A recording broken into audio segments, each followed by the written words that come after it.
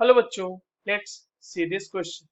Fill in the blanks है और हमसे ये पूछा जा रहा है स्टेटमेंट में the non volatile substance during distillation of iodine and methyl alcohol is dash. चलिए इस क्वेश्चन को सॉल्व करते हैं बच्चों। सबसे पहले तो ये देखते हैं कि इस क्वेश्चन को सॉल्व करने के लिए हमारे पास कौन से की कॉन्सेप्ट की जानकारी होनी चाहिए। देखो ये जो सवाल है हमारे पास बच्चों, ये बेसिकली डिस्टिलेशन का सवाल है। डिस्टिलेशन जो होता है वो एक सेपरेशन टेक्निक है। ठीक है, ये एक तरह का सेपरेशन टेक्निक है।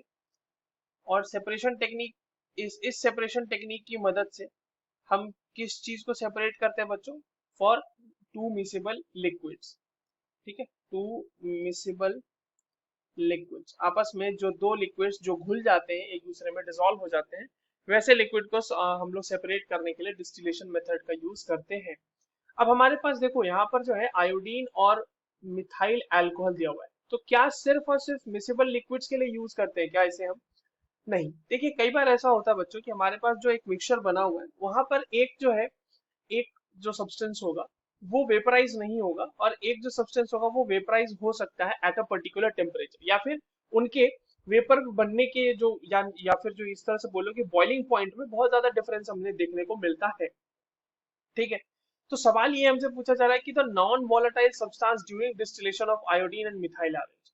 यहाँ पर देखिए क्या है कि आपके पास आयोडीन है और मिथाइल ऑरेंज है। हमसे ये पूछा जा रहा है कि नॉन वोलेटाइल इसमें क्या होगा। नॉन वोलेटाइल मतलब वो क्या, मतलब जो वेपर फेज में जाने की टेंडेंसी नहीं रखता। वोलेटाइल मतलब वो जो वेपर फेज में जाने की टेंडेंसी रखता है, यानी कि जब हम उसे एक पर्टिकुलर टेम्परेचर पे हीट कर रहे हैं तो वो वेपर फेज में चला जाएगा।